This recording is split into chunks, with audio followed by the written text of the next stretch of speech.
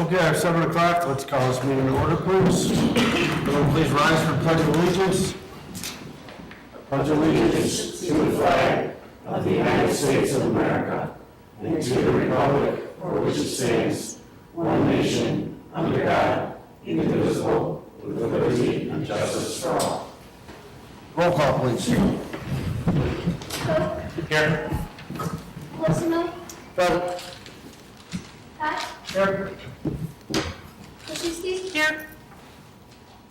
Winters. Here. Mulcaster. Here. Rulis. Here. Teeling. Here. A quorum is established. Any amendments to tonight's agenda? If not, we'll go right into presentations. We do have an audit presentation for the fiscal year ended April 30th, 2015.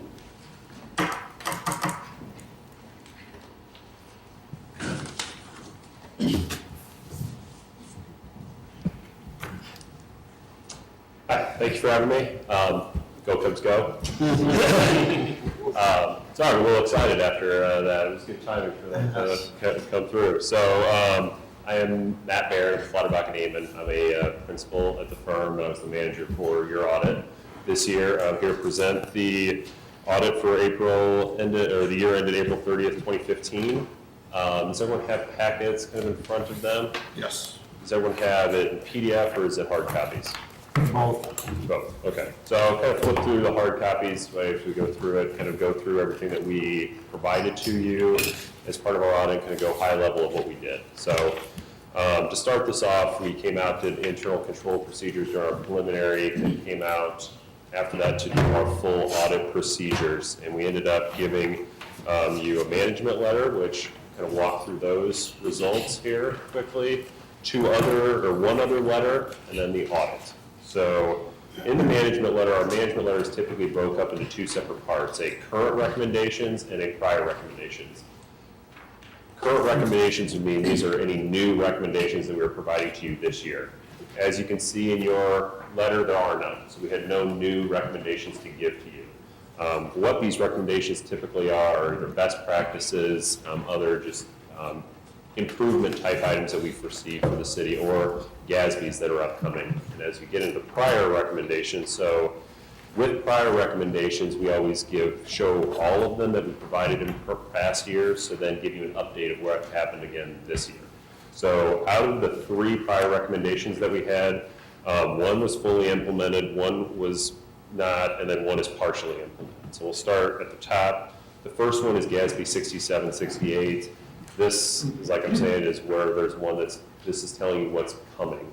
GASB 6768 is what's happening for the pension disclosures we implemented for the police pension this year, so it's within your financials, and we'll be doing it as part of the city's next year. Number 2 was funds over budget. This was one from last year. It was fully implemented. We had no funds that were over budget this year. And then the last one is the negative fund equity, and it's the main one, the countryside TIF that you guys are fully aware of that we hope to be turning around in the future, and then the sunflower SSA, which that'll also be paid down as we go forward with property taxes in the future. Any questions on the management letter? We also typically provide up to 2 other letters. They're called the SAS 114 and SAS 115. We give a SAS 114 letter to every single audit client that we give. It provides an outline of some assumptions that we have, some responsibilities across the audit. It's canned language that's nothing earth-shattering in here for you to really pay attention to. The one that I would like to point out is the one that you don't have, is the SAS 115 letter. We did not give the city a SAS 115 letter because we had so few note or journal entries? No, right. Yeah, there was no journal entries this year. So we gave no SAS 115 letter, which is a very rare thing that we have happened, especially for a municipality this size. So I commend Rob for his hard work and all the amount of prep that he does. It's a fantastic audit every single year. So we couldn't say enough good things about what he does. The last thing I'm going to go through is kind of high level of the CAFR. Like I said, it's a CAFR, which means that there's a couple extra parts to it. We had the transmittal letter, we had the, the stat section in the back, and then we also send it out for GFOA for their review, so a third-party review. We did it last year, we got their certificate, we're gonna be going for it again this year. Also, I'd like to point out is we gave you another unmodified opinion this year, which is the highest opinion that we give. So now I understand Bart will take over for this for me from here to go over the numbers of what we saw.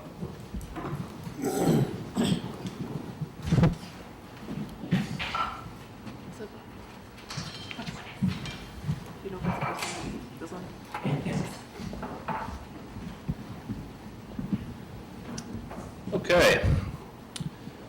And just a quick overview of some of the financials and some of the department expenses. So again, we just talked about it, but we have received the CAFR award for 4 years in a row.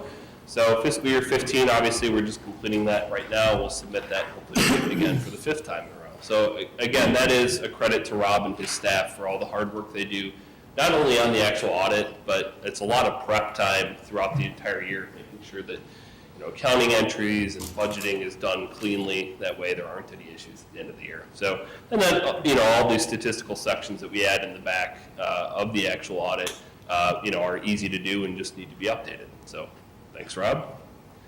Again, this is where we've been from fiscal year 06, pre-recession, all the way through the recession, and now post-recession. So obviously we had our financial issues in fiscal year 10, and just to give you a little recap of where we've been, pre-recession and then leading up to the recession, we always thought that we were doing relatively better off, or we thought that we were doing relatively well off, but we actually had various things going on with the fund balance that should have caused it to be a little bit lower. So, one year we had bond proceeds in our fund balance. Then leading up to the recession, we had bad debt in our fund balance that we then wrote off. And so we've cleared all those issues up. We don't have them anymore. Now we just have fund deficits, and even though there's been fund deficits each year, they've been different fund deficits that we've been cleaning up each year as it goes along. So, we've got more than $4 million right now on the books as our general fund balance. It's a little bit less than that just because of the countryside TIF fund. So again, it's not an issue as long as we know about it, we make decisions for it in this year's budget. So, and again, our surplus deficit, we ended with almost $1 million surplus. We had only budgeted for about $156,000. So that's great. It's clean. In the past, we used to have bond issuances as part of our surplus deficit calculation, or then we would have capital expenditures the following year. So you weren't really getting a good picture. Now it's all relatively straightforward and simple. So what you see, at $1 million or $950,000 surplus is actually that. All right, so next we have revenue performance, and there are 3 things to touch on here. First is sales tax. So if you combine local sales tax and non-home rule sales tax, we collected 3% more than we expected, or over $135,000. The next thing is that utility tax and income tax we overestimated, each by about 5%. And then finally is use tax. In fiscal year 2015, use tax accounted for more than $340,000. And due to the budget circumstances of the state, currently the use tax is being withheld. Next, we are excited to report that almost every department was under budget with the exception of admin services and water operations. First, for admin services, we had an unexpected loss on investment due to IMET, which was about $70,000. And if you would remove that, we would be under budget here as well. And then for water operations is where we account for the build program, and that was about $112,000. So if you set that aside, we would also be under budget here. Next, for general fund performance, generally we underestimated revenues and overestimated expenditures, which led to a surplus of $800,000 more than expected, making the surplus exceed $965,000 for the year. Okay, and so now into the individual analysis parts of the audit. Again, engineering is one of the things that we've been looking at each year. We ran the analysis again. We do have $510,000 of what we consider to be things that we would not have been able to handle in-house, that is, Route 47 or game farm related. that we can take into account, but maybe it isn't necessarily easy for us to just go out and hire a construction crew to manage a construction site, versus being able to just outsource it. So $121,000 in reimbursed development work, so that's really almost at no cost to the city. And then the actual meat of the engineering services are right there at the top. So we're spending about $351,000 this year, which is better than it has been in the past for what we could have used to do in-house. So it is still advantageous for us to outsource, and that's our recommendation, presumably for the fiscal year 17 budget. Again, part of the budget, fund balance, you've got 5 different types, there's definitions in there. There's nothing in the fund balances that you need to be worried about. We've got some non-spendable fund balance, which are just prepaid expenditures, things like hometown base expenses for next year already. We're already incurring those. So we track that on our fund balance and show that that way. There's a good section in there about pensions. We talked about GASB 67 and 68 a little bit. If you ever want to, know everything about the different pension terms and our percentages and funding levels, we do talk about it a little bit at admin, but Rob is well versed in it too and can answer it anytime. The important thing, obviously, with police is that we are paying down our net pension obligation and we are meeting our actuarially recommended contribution each year. There's debt, long-term debt service summaries in there, development commitment narratives, nothing that's really popped up in the last year or two, so I won't get into those too much. And then the statistical section, which has great parts about revenue and debt capacity, economic information on jobs, property taxpayers, and then operational departments. You can't see it because of the lighting, but there is a red line there for general government. And so this is generally all of our governmental departments lumped together. And you would see here at 2013, I believe it was, a little bit of a dip because of how we changed the classification of health insurance. And then 2014, it spikes because of a TIF payout for the Countryside TIF Center. And then 2015, because we didn't have that Countryside TIF payout, it goes back down. So, if somebody was just looking at a certain page in the audit and saw these numbers, it might be cause for concern. If nothing else is, why it's going way up and way down between 4 years. There's always an explanation behind those. Public safety, this is more of a gradual increase. And what you would be able to see is at 2012, we start to kind of tail up here to 2015, and that's primarily as a result of the City Council's goals to hire police officers. So we've hired between 4 and 6, depending on the year, and so we've had more salary costs, benefit costs, health insurance costs, and police pension costs go way up too when we hire police officers. So again, a conscious decision by the City Council, which is good. Community development, same picture. We've had a city council goal for the past few years to focus on downtown redevelopment, property inspections, citywide property maintenance, and so we spent a little bit more on inspectors. So that has caused the community development department line item to go up. But then additionally, we've also had the retail market study in the past year and the comp plan. So these are all expenses that go in there that we make a conscious decision to do, and so it's, in my mind, quite acceptable for the department budget to go up. Public works, same thing. You'd be able to see a big spike here right in the middle because we used to consider capital costs as part of a public works operating budget. So we took those out in 2008, and so you'll see it kind of goes along, and it's much lower than it used to be. But there is a little bit of an uptick in 2014, 2015, based on the fact that we've been spending a little bit more on capital projects, which is good. Just some other items of note. Largest employers I talked about, largest property tax owners are in there. Full-time employee counts, we are up from our pre-recession count of 73 up to 78, but we're still down almost 30 employees from our peak in the middle of the recession, or at the beginning of the recession. So, each department is still, kind of running on a bare bones type, framework, and I'm sure that's going to be a discussion as part of the goal setting session. So just some other fun data on total EAV breakdown. You can see where property values have been increasing even through the recession. And remember, that's because we're on a 3-year rolling average for assessments. And everything has tailed off since 2010, all the way through 2015. So we thought that we might see an increase in property values last year because we're finally getting out of the 3-year recession range. And we didn't see it. It was like, I think it was down half a percentage point. So we do expect there in the next tax levy that property values will increase, so hopefully we'll see that go up next year. Property tax rates, just an item of note. This is a Bristol Township property tax bill, so it doesn't have Kendall on there. Out of all these taxing bodies, on the right side, only 2 of them have actually reduced their tax rate from last year to this year. One of them is us. Obviously, we've been trying to do that each year for the past 4 or 5 years. And the other is Bristol Township. They actually have reduced their tax rate slightly. All right, so the next few slides are going to be on municipal sales tax history. So this first chart that you really can't see is the sales tax collection for Yorkville from 2006 to 2015. Oh, there we go. And in 2015, we were about at 2.7 million, which reflects a 6% increase from 2006 and an 8% increase from 2013. This next chart compares the collections with the cities that are comparable to us. Yorkville is right in the middle, and Oswego tops the chart at approximately 6 million. And if Naperville were to be on this chart, it'd be up at the ceiling. They get about 30 million. Finally, this next chart is compares sales tax percentages.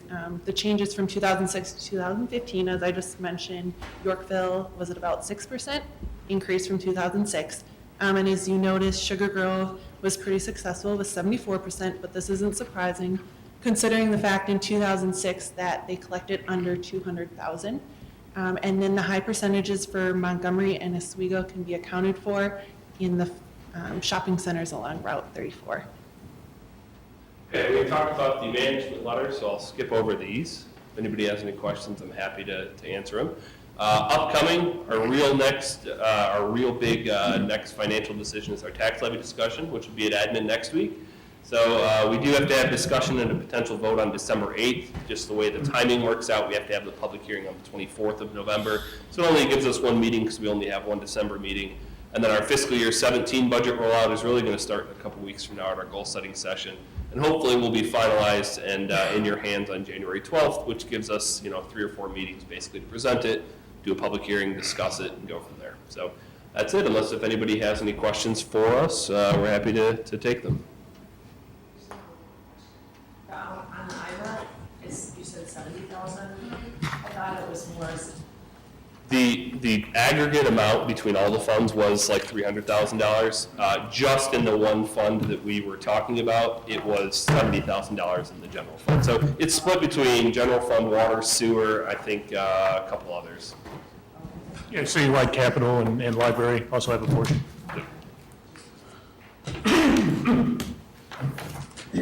Thank you. Thank you, guys, and Rob, as always, thank you for all you do. On this and everything else.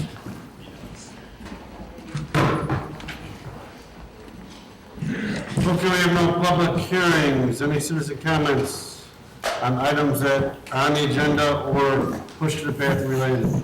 Push for the path related.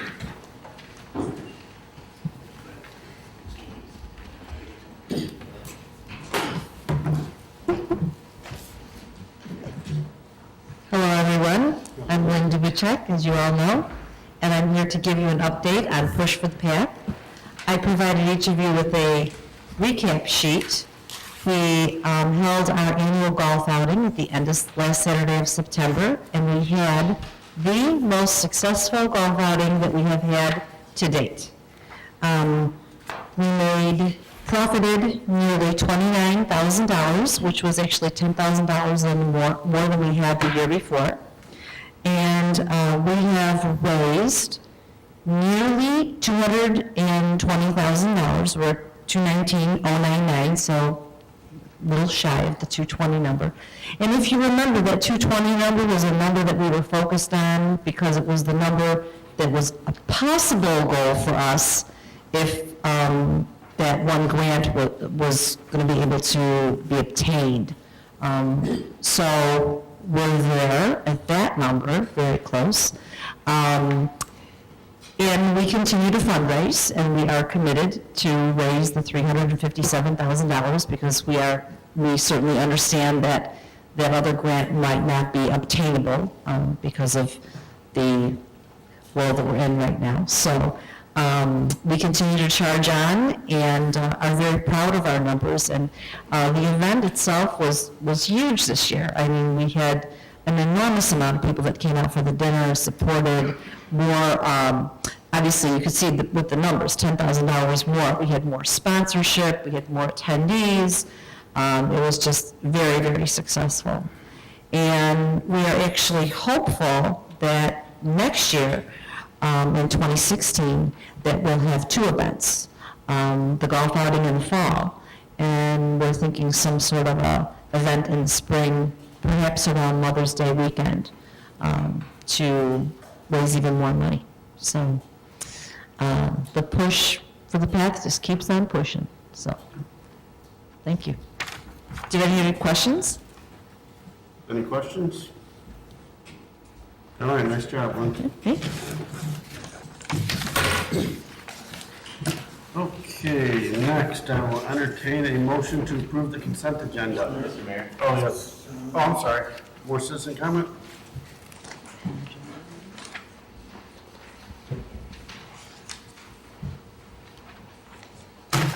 Good evening, and thank you for allowing me to come out here tonight. My name is Norm Baxup.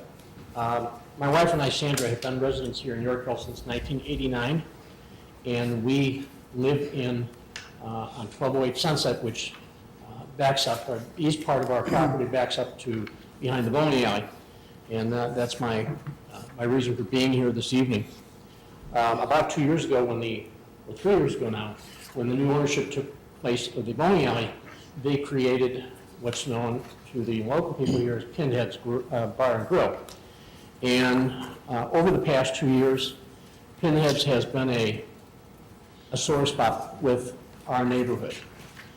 2 years ago, they began an organized volleyball league, which starts up usually about mid-April, and actually just finished up, I believe, about a week or two ago. It goes Monday through Thursday evening from 6 p.m., from 6 o'clock to 10 o'clock, and then on an occasional Saturday, there's also activity back there. For those of you who are familiar with volleyball, they have 3 courts, and so at any given time, there can be as many as 36 people on the courts playing volleyball, which leads to a considerable amount of noise pollution from the screaming and yelling that goes on continually. Loud music, because they have established an outdoor bar area, and they continue to serve alcohol to these people during the course of the evening. That, coupled with the loud music, which we have complained about not only to the management of the bowling alley, but also to the police department here in Yorkville on a number of occasions. It seems that as the evening wears on, the sound problems continue to get worse. On 3 separate occasions this past summer, the bowling alley or Pinheads has sponsored a salute to bikers. Not sure what the connection there is, other than on the last one, which was just the end of September, they said that they were going to donate a portion of their profits to charitable organizations that are supported by these various bikers. These events occurred on Saturday. They started around 12 noon and continued until 6 o'clock in the evening. The bowling alley opened the rear portion of their property up, and so at one point in time, there were probably as many as 50 or 60 motorcycles back there. I don't quite understand why a person, when they get on their motorcycle, has to sit there and rev the engine for any length of time, but it continued to happen. On this last event in September, I again called the police department. It was on about 3:30 on Saturday afternoon, and the officer responded, and he went to the rear property line of our property and tested the sound level. He came back and he was very apologetic and said that based upon the noise ordinance that we have in Yorkville, that they were just slightly below. Now, I wear a hearing aid, and when I can stand in my kitchen or I can stand on the patio outside the kitchen without my hearing aid and clearly hear every word that's being sung and played on the music, and I can hear people standing back by my fence, like we're standing here having a conversation, we're missing the point here with the noise ordinance. I would like to see, and I would ask the city council to review, first of all, the sound ordinance and see if there isn't some way that those numbers can be adjusted, right? If not adjusting the numbers, can we adjust the time element involved? Right? The time element on that Saturday afternoon event, they were allowed to continue to make that much noise all the way till 10 o'clock at night. My wife and I moved here to Yorkville in 1989, as I said, and we moved here because we wanted the country living. We wanted something peace and quiet, okay? And I can tell you right now that, and I would invite all of you to come to my house when we have one of these activities so you can see it firsthand. Okay? We're not getting peace and quiet from the bowling alley. We have talked to those people. My wife and I had a conversation last year with Brandon, who's the manager, and Brandon assured us that he was going to correct things and make things better, and that obviously is not happening or I wouldn't be here tonight. Questions?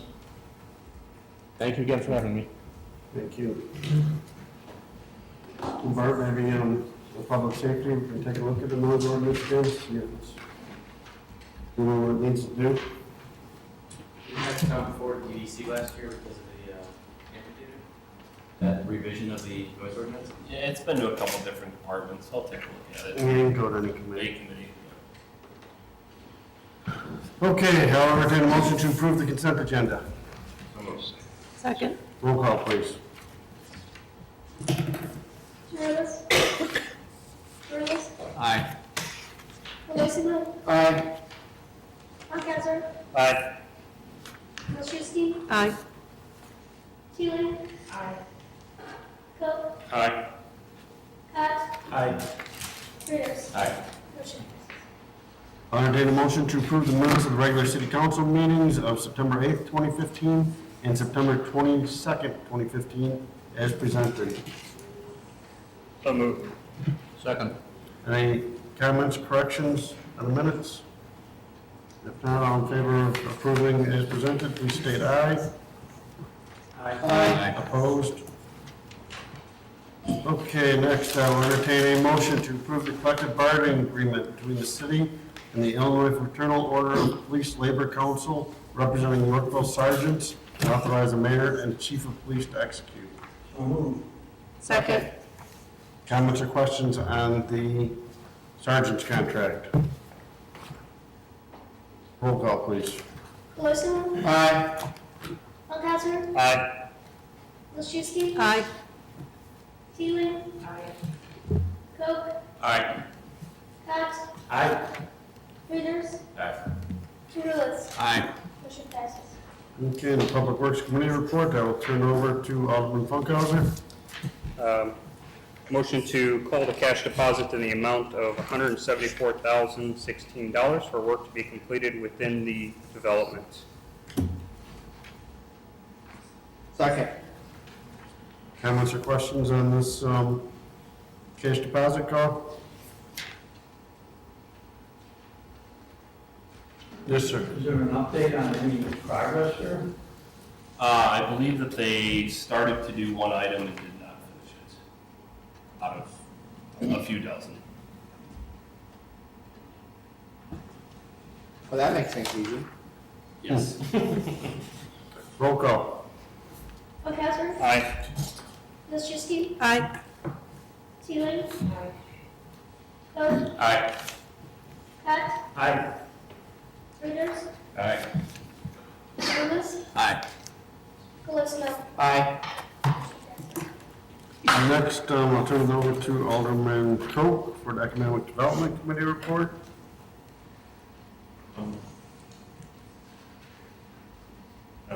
There's no motion, it's just Right, it was discussion. the, first, like, Bart called it first reading for, the, men's contract with the city. Yes.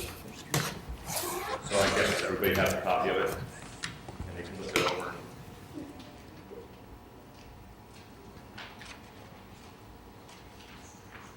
Anybody have any questions on Lynn's contract? Yes, sir. Yeah, obviously, I think having Lynn on board would be great for the city because she has a lot of knowledge in the areas that we need help. The only area of the contract that I don't like is that it's kind of open-ended as to the maximum number of hours, and based on the rate that we're paying her, and I understand that's the typical rate for consulting in this area, it just leaves us with an unknown liability. It says 15 hours per week, and that's fine, but every 3 months we reconcile that.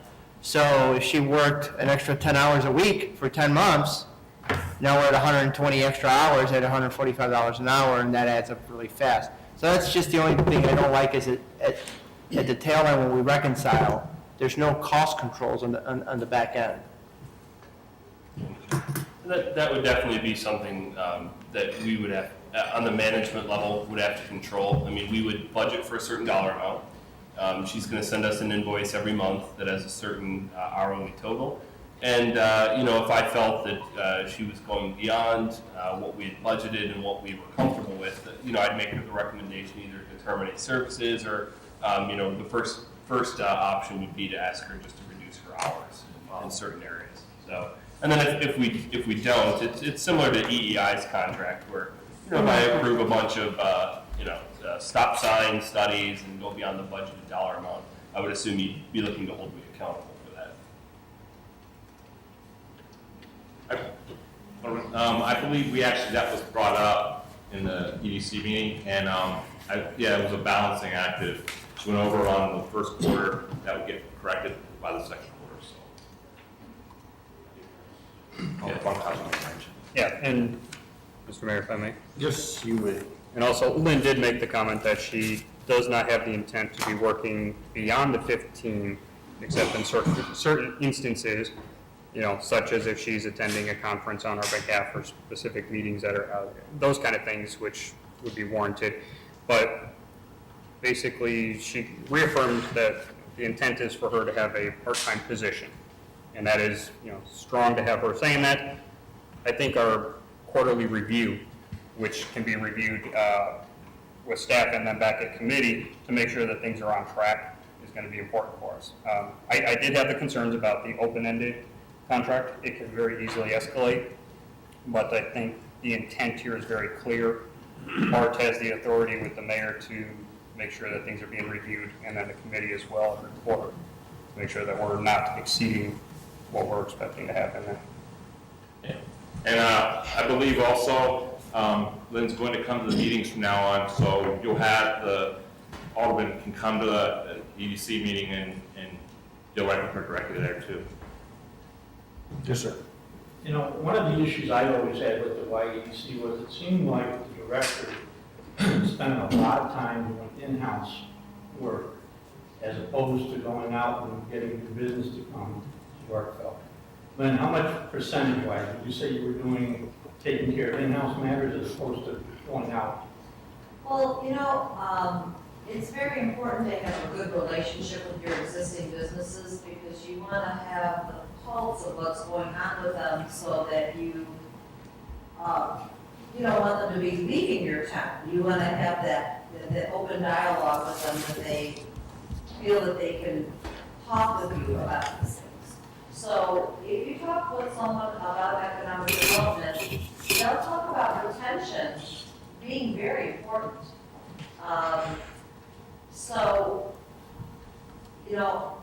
I would honestly say I like to try to give as much attention to local businesses in Yorkville as much as I can. But I do spend a lot of time working on businesses, bringing them to Yorkville. Okay, So let me rephrase that. How much time? You're talking about packet material and minutes. YEDC together. Oh, well, yeah, now that's all gonna go away. I know that, but I'm trying to get, if you were spending 75% of your time keeping YEDC running, that means this 15 hours a week is going to be similar to what you were possibly doing, because I don't see you doing that with this new position, correct? Right, what I had to do, time that I had to spend regarding membership and keeping our members abreast and doing the things that I need to do for the members of the corporation will be gone. So that could have been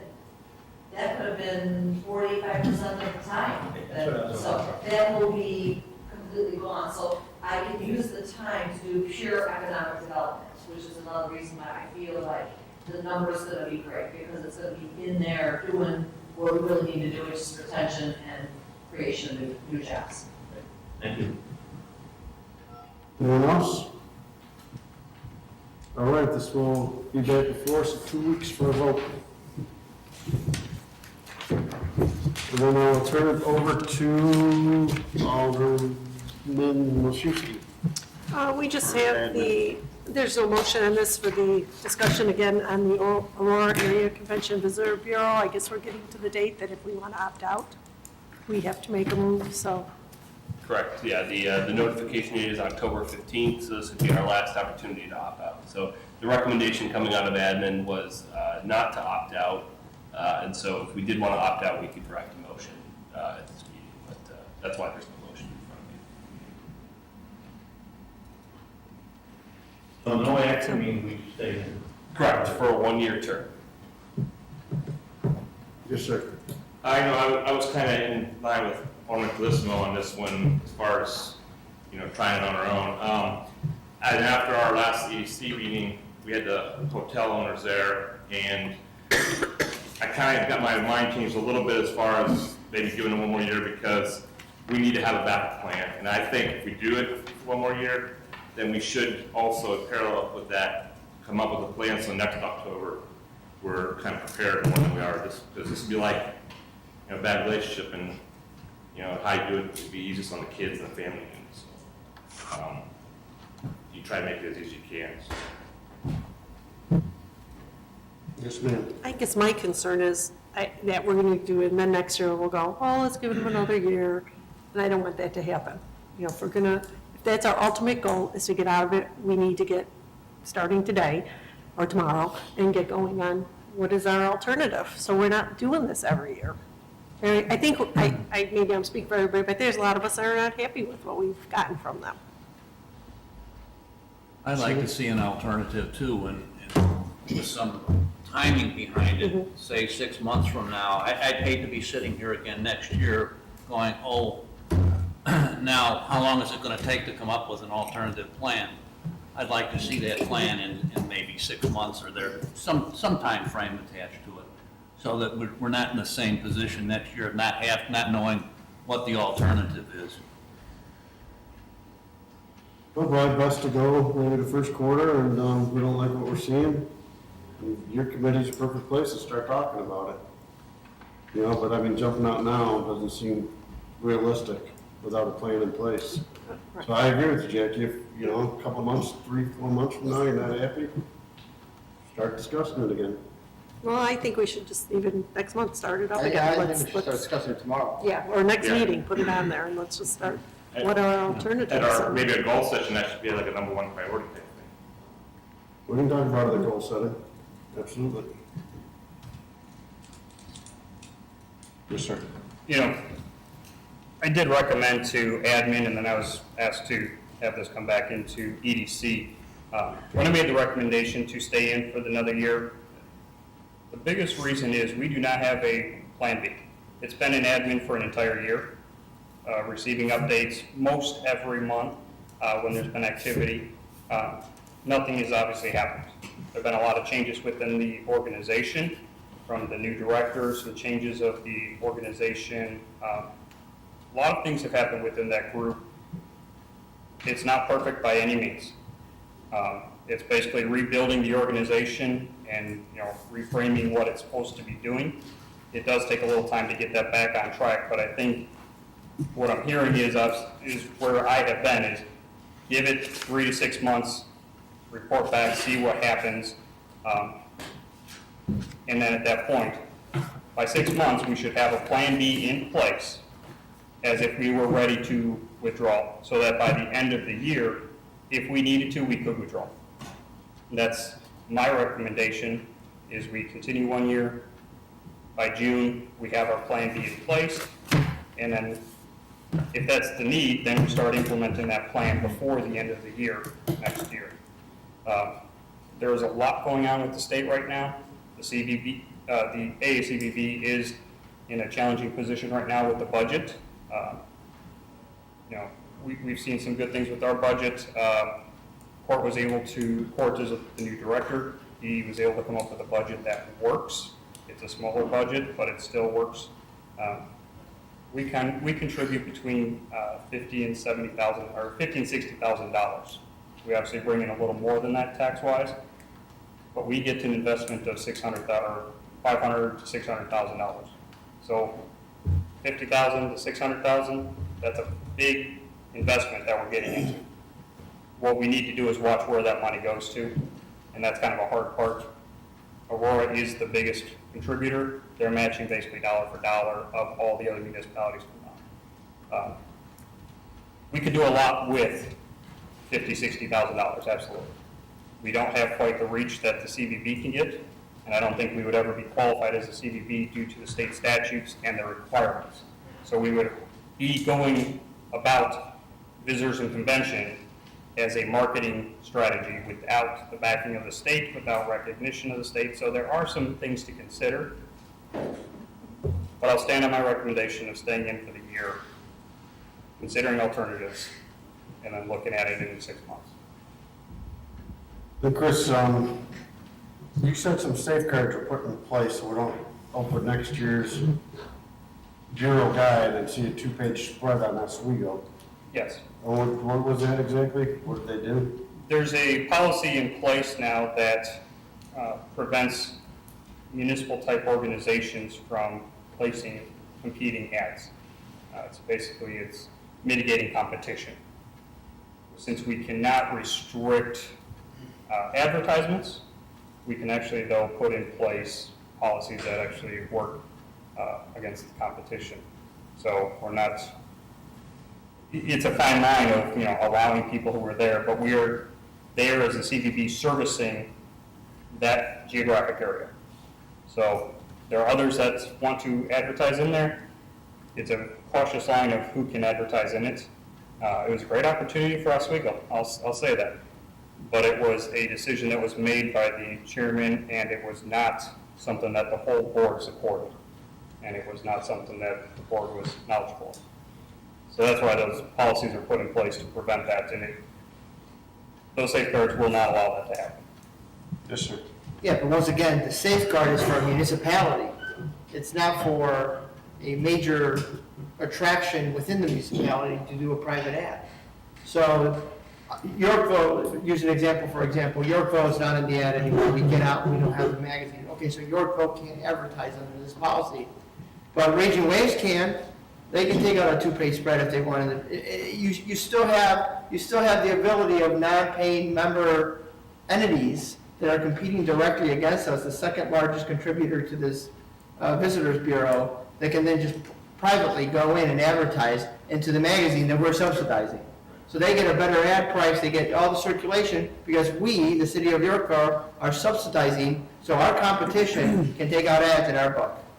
That's where I have the problem. It's just for the record, because I know everybody had their opinion, I know we're not voting on it today, and it's not up for a vote, I want out. I don't know if I made that clear. I didn't physically say it today, so I wanted to make sure it be in the notes that Alderman Colosimo wants to leave the Visitors Bureau. There we go. As long as it's in the records for historical purposes. If I could report, do you know the language off the top of your head for that policy? I don't know if I know. Okay. I was Tomorrow, wanting to see if we had clarification on that, but.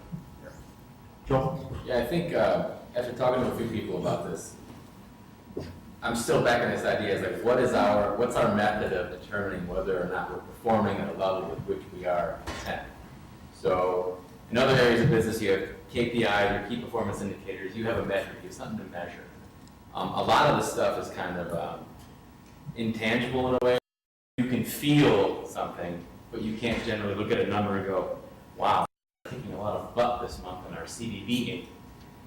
Because I don't see a very clear path to being able to measure the success or failure of an organization, besides what I've already experienced. Let's just put that behind us.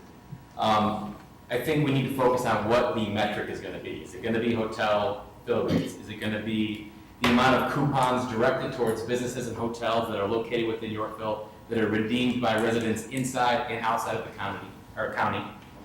Is it going to be ads that are targeted at people that are from Yorkville that are looking for other CVBs and we somehow partner with other people? I'm kind of giving you little things that I'm reading about in case you're not understanding that. Is there a way to utilize the CVB that we have to interact with other people to determine where they're looking to go visit? And maybe see if the fact that we're not looking at certain indicators and not measuring them basically means that we're kind of just hoping that we're doing a good job. So I think determining what our key performance indicators, what our metrics are going to be, is going to be the only way you can determine, or at least prove to us, what your worth is. And then as far as incentives go, because of the fact that we are actually putting tax dollars into this, or 50 to 60 grand every year, what's our incentive to spend all of that with the CVP? And then third, is there a way to take a portion of that 50 to 60,000? Maybe we can match what Plano puts in. I'll vote for that. If there's a way to split up our funds and put our little Plano pile here and a little Big Rock pile here, all these little tiny little piles, and we put that towards the CVB, so it's fair. And then also the other chunk, we take that and run with it. So at the same time, yes, we're part of the AACVB, we are with these 10 communities, and we are matching the amount of money that Plano's putting in. Then from there, we have a parallel organization which we take care of, which is the YBD, and we're not even a bureau, we're just awesome. So it would just be directed at people that live in Yorkville or the surrounding communities based on the things that are awesome about Yorkville. So your idea about advertising in the guide with just Raging Waves, if we weren't a part of it, or we match what Plano puts in, if we weren't a part of it, we could actually go halfsies with Raging Waves and put in a huge ass ad in that little book, and it would still have a huge sign from Yorkville, because Raging Waves is the water park capital of the county. So I like the idea of taking the cash and throwing it at individual businesses, because I don't think Shell and BP, because they're part of Yorkville, should be earning the benefits of being part of a visitors bureau just because they fall within our zip code. So if we were more specific with the cash, like you said, what if there, between every other community, there was a huge ass ad all directed at just Yorkville type businesses? Okay, you take 50 grand, we could actually, it could be a Yorkville guide with little cute pictures of Plano in it, every other page. So it's like, do we want to, put all of our money in something that we can't measure? Or do we want to figure out how we're going to measure it, and then basically take our little money and hold it over like our heads, like, come on, why am I giving you my money? And then at the same time, split it in half, give them the Plano pile, we take the Yorkville pile, and we make something with it, based upon the first two things that I talked about, incentives and metrics. And then also, maybe we should do both. I'm done. Well done. I just had one other question. I think we talked about it maybe after the meeting. They depend on a matching grant from the state, right, Chris? And then, are they going to get that? It's not a matching. With the state situation? It's not a matching grant. It is a grant, the LTCB is based off of revenues that the state collects from tourism. Those monies are dispersed based on population. So it's a population-based calculation that determines how much money you're going to receive. And then there are some grants that are also included that we apply for. Those have been reduced significantly, in the range of 30 to 40%. Our budgeting accounted for a 30% decrease based on the state projections, but it's in that range of 30 to 40%. So that's what we're looking at right now. One more thing, Mr. President. Yes.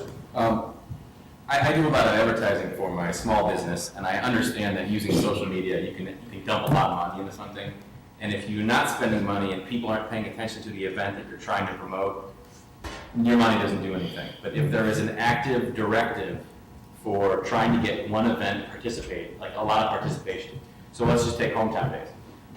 The dog jumps, people that aren't from the area were clicking all over that. I mean, if you look at the metrics on that stuff, there were clicks up the dogs, you know what I'm saying? Like there was a bunch of clicks.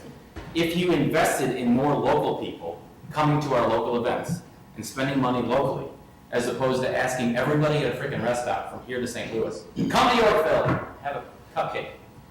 You're gonna get a better return because number one, they know where you're talking about. Number two, they live here, so they can actually either walk there or take a cab there. And three, you're not throwing the money outside of the area, potentially benefiting other communities. Now, I'm going to keep pointing to the Plano pile because I'm super jealous that they can get the same amount of advertising that we get. and we're throwing a bunch of money in.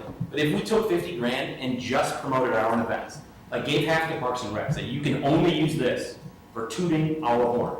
This is toot money. You toot our horn. If you took just 25 grand to toot our own horn, that you can see a return on. I don't mean with the metrics on the internet, but you can actually see people being aware of the event. Because right now, we're throwing this huge net out towards the entire state and community, trying to get people to come to Yorkville. Well, the problem isn't that. The problem is the people in Yorkville have no idea what the hell is going on Friday, Saturday, and Sunday on the riverfront, where we can actually make money. We're giving money to everybody else, and we're not keeping it. So what about if just 50 grand, 25 goes to Parks and Rec to toot their own horn, the other 25 goes to Bart and the other staff just to bump it on social media. There's your metrics, you can measure that. Yeah, 50 grand's a lot of boosting. But imagine how many people would have showed up for the dog show had we spent just $1,000. I think we spent, what, $20 to $100 on that? $25. $25! And we got more people to come out and see dogs! Like, seriously, that's freaking awesome! So imagine dumping 500 in it, or 1,000, just for one event, and seeing where it goes. That makes me excited because there are people from here who now know that we throw really, really good parties in Yorkville. Like the Fall Fest thing the other weekend. We had a brewery that nobody had heard about, and people are dumping $10 for 5 little samples because it's in Yorkville. The majority of the people that came because of me don't even live in this zip code. If we spent just the money on boosting Facebook posts, you can measure it. And we get more people for the dog show. I'm down with it. So maybe go super simple and pull it and do it right now. I would ask you also, on what you just said, compare that to this catalog with the Parks and Rec catalog that comes out 4 times a year. Absolutely. We'd be shocked. Yep. Yes, sir. You know, I'll admit there is value to advertising locally, you know, hitting your local demographic for your local events. One thing you'll see that would have an absolute negative, the areas that are actually targeted from the CVB are not necessarily local. There are a lot of local events listed and published and marketed, but the group events that are done, which is a major focus of the CVB, we would have very limited resources in doing that. And when you put that into numbers with the hotel stays are not mostly local. They are outside of our geographic area, outside of the county. Those are the numbers that generate the revenue that fund this line item. You don't put the heads in beds, you're not generating the revenue for this purpose. So if you're local, if you're marketing to Yorkville specifically or our general area, you're not going to put heads in beds. You're not going to achieve the target that you want to achieve. It's a great idea, but the reality is those kind of things sound good, but if you're not targeting the areas that are going to bring in major sports competitions, weddings, business travel, you're not going to generate the revenue that you want, because all of this is predicated on hotel stays. 3% tax is provided into the CVB, you know, for tourism and visitors and convention. If we don't put those people in those hotels, they're not going to be there. At our economic development meeting, we had the manager from the Hampton. We also had one of the owners who is a part owner in both of our major hotels in town. Both of them supported the CVB at this round, at this go ahead. They felt there was a benefit to it. They did not think that the city would be able to do what the CVB is doing at this point, and they wanted to give it an opportunity to see what the new changes will achieve for them. So keep that in mind. Well, you're saying that, you know, the hotel's putting heads there, and of course, it's not going to be all local people. Why are they staying there? Has anyone put out that information? Can the hotels get back to us and say, hey, we have them fill out a survey card? Why are you here? Are you here for a family wedding? Well, who cares about being advertised in a book? They're here for a family wedding. They need a place to stay. Are they here for the water park? Okay, that's a different story. Why are these people staying at our hotel? Do we have any idea? Yeah, Can we put a survey out? The AACVB could tell you based on their group sales, and then also I would think that the hotels would voluntarily give that information out, just to prove the value of this. And that, you know, I think to marry the two ideas, that would be one of the most important metrics in my mind, would be to track heads and beds, vacancy rates, you know, marketing value, and then, you know, trying to figure out how much you've got in population value through the LTCD grant, and then those are the metrics that we should be tracking. It's just the organization there has been a bit fractured for the past few years, in trying to find a director. That's really what they should be giving us. But just every conversation we've had with them is like a defending of their existence, and that's just a really strange place to be on this side. We know that you want to keep existing, but basically sell yourself without, I don't want to use the word desperate, but it's like almost like a desperate life-saving measure every time we have this conversation. Regarding those metrics, they are available. And one of the big things that we received on a monthly basis is the occupancy numbers. We hover around 80% for our territory, which 80% for our size of hotels is very, very good. When you look at Naperville is in that same range, and they have much greater access to hotels and business travel, they're not significantly higher. We are at a higher end for our hotels. So for the service area, we do have a very good occupancy rate. We would like to see that get up a little higher, but the problem is if you fill up your hotels at all points, you create a new problem. And the other thing about, the desperation of the group coming in. I don't think any of you can deny that I've been, a critic of the organization. I'm not asking this because, I'm trying to pacify everybody else and make this an easy thing. We don't have a plan in place, and I do feel that there have been some positive changes made within the past 6 months that have not yet had a chance to be evaluated. Thank you. What I'd like to propose is, we all agree, there is no plan in place. So let's go ahead for this year, but let's start bringing the information to admin or EDC or whoever needs to see it. We've gone, I've sat here as clerk for how many years, and now as an alderman, and I can go back how many years. There's never been an accounting on this. We've never seen these hotel numbers. We've never seen this. And what are we at, our third director now? I would like to see that. If you want my vote, I want to see it. And while we're giving Court and his group a chance, because he's new, we'll give you a chance, and let's, because we don't know. It's been in flux. That gives them the year to prove to us. In the meantime, it gives us information to see what else is out there, like Joe. What else is there? So in a year, we can get an idea. Maybe they'll do really great, and we'll be like, okay, fine, it was a great turnaround. If not, we have the information to know what do we have to do, but we need to start working on it. And so that's what I would like to see, and it's just never happened. The numbers don't come in. If I'm going to spend the taxpayers' money, I want to know what we're spending on. What are we getting for it? What am I getting? What's my bang for my buck? So I'd like to see what the hotels are. What groups are coming in? How do they find out about Yorkville? Maybe it's not even through the Tourism Bureau, maybe it's some other way. We don't know. So that's what I propose. I mean, we don't have anything in place. We just, to drop it right now, that would hurt our hotels. But we need to do them the favor. If we have to get all and we have to start right away and start doing this. Okay, so the plan is to start talking about a plan B. Okay, any community or any city clerk's report? Community and liaison reports? Staff reports? Just one, Your Honor. I will be attending the CMAP board meeting tomorrow morning in Chicago to give a presentation on our shared services study. So the next step will be a joint meeting between Oswego and Montgomery and us in about 3 weeks to lay out a plan for the entire framework of how the Lower Fox River Partnering Initiative will take place. Any additional business? Yes, sir. Yeah, just a quick public safety note. Just want to remind our residents that October's fire safety month. Make sure you check your smoke alarms, the batteries, fire extinguishers, and make sure everything's in order. This is the month to do it. Okay.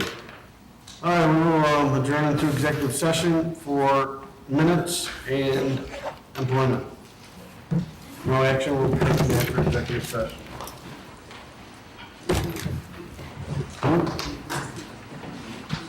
Bargaining chief. Yes.